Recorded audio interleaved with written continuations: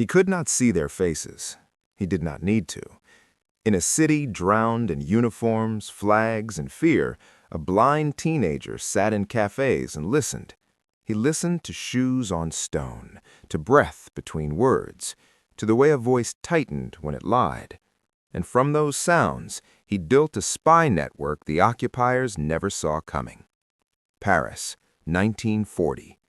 The German army marched in broad daylight. Tanks ruled past monuments that had survived centuries but would not survive shame. Shops reopened under new rules, new flags, new silence. People learned to look down, to speak less, to survive. But somewhere in that quiet, a boy who had lost his sight years earlier learned something the invaders never understood. Darkness could be an advantage.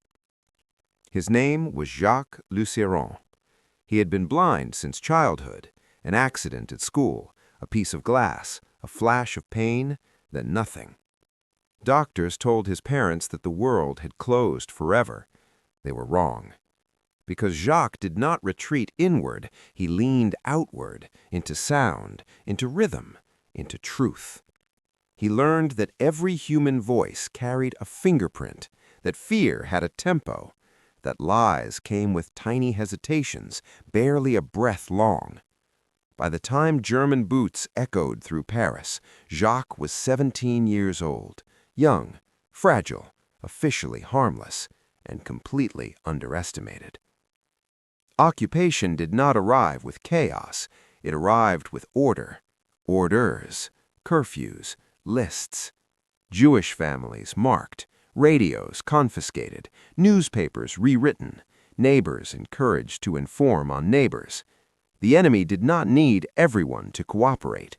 They only needed enough. Most resistance movements began with weapons. Jacques began with listening.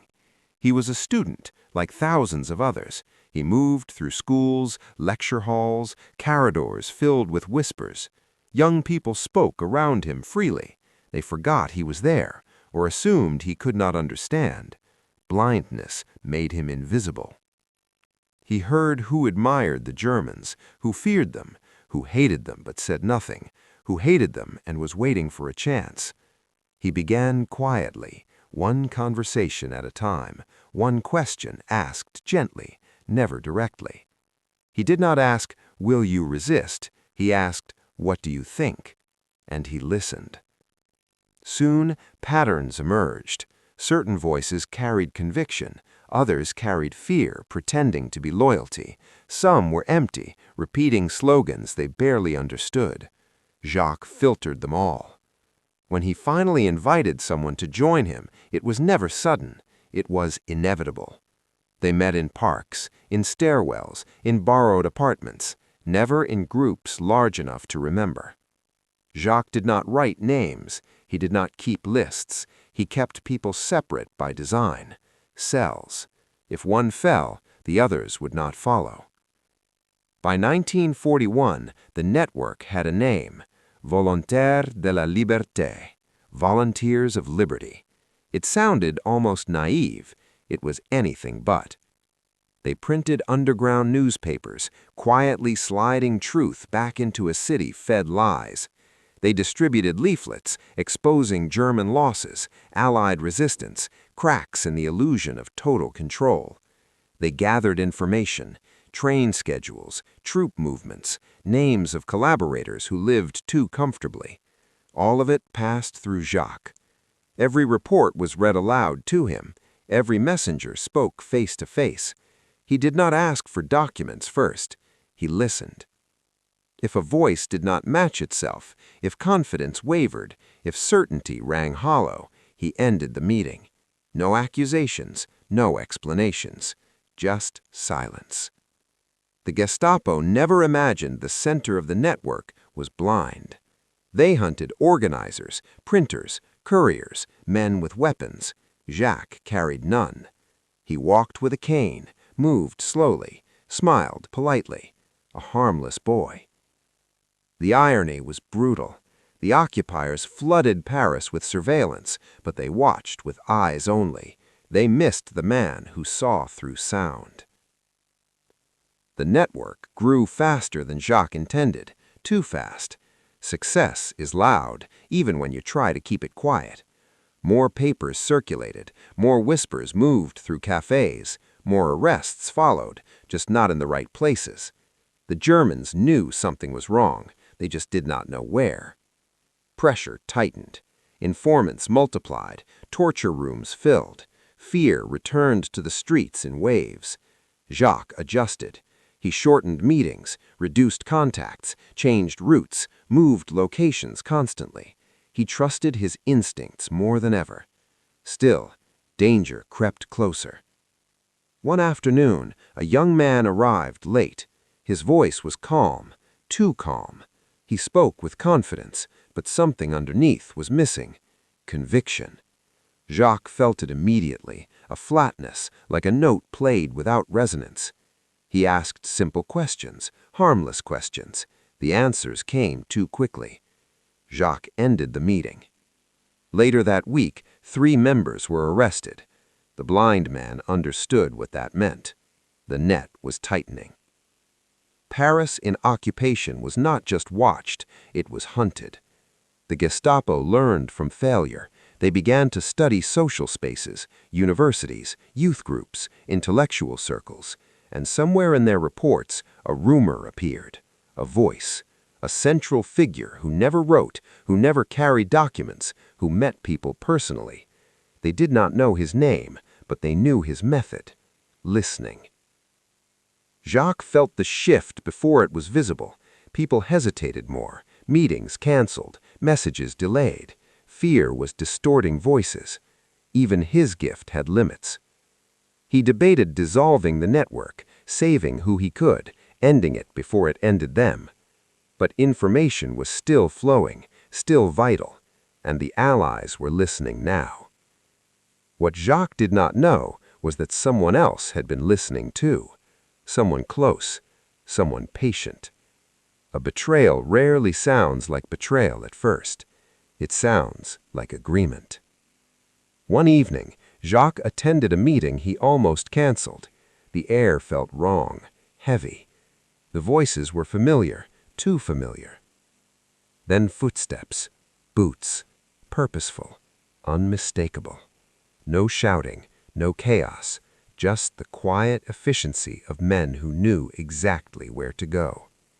Hands grabbed him, hard, precise. Someone said his name. For the first time since the occupation began, the blind man understood. They had finally seen him, or thought they had. As he was led away, the city continued outside.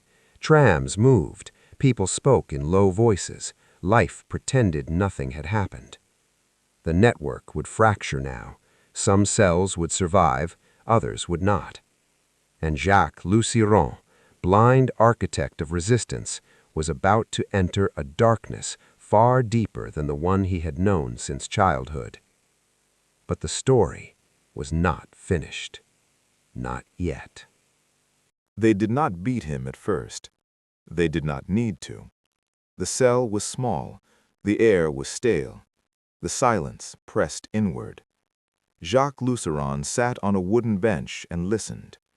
He listened to keys moving down corridors, to distant screams that were cut short, to the rhythm of boots that always stopped somewhere. Interrogation came slowly, methodically.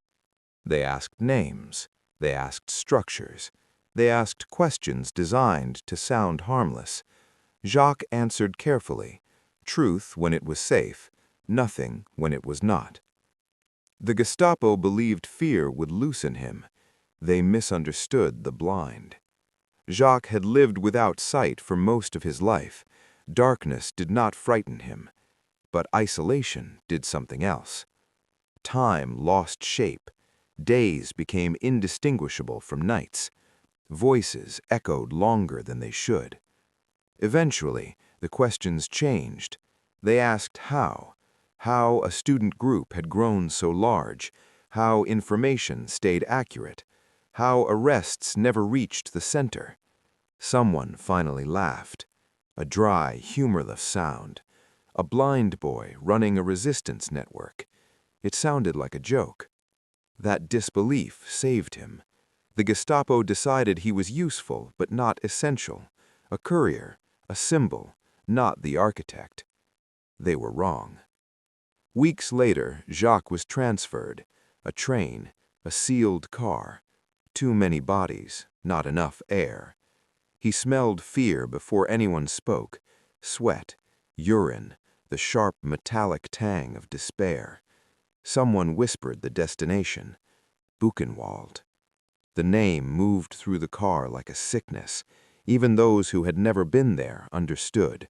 This was where people went to disappear. At the Gamp gates, Jacques felt the world contract. Dogs barking, orders shouted, the sound of sticks striking flesh, not in anger but routine.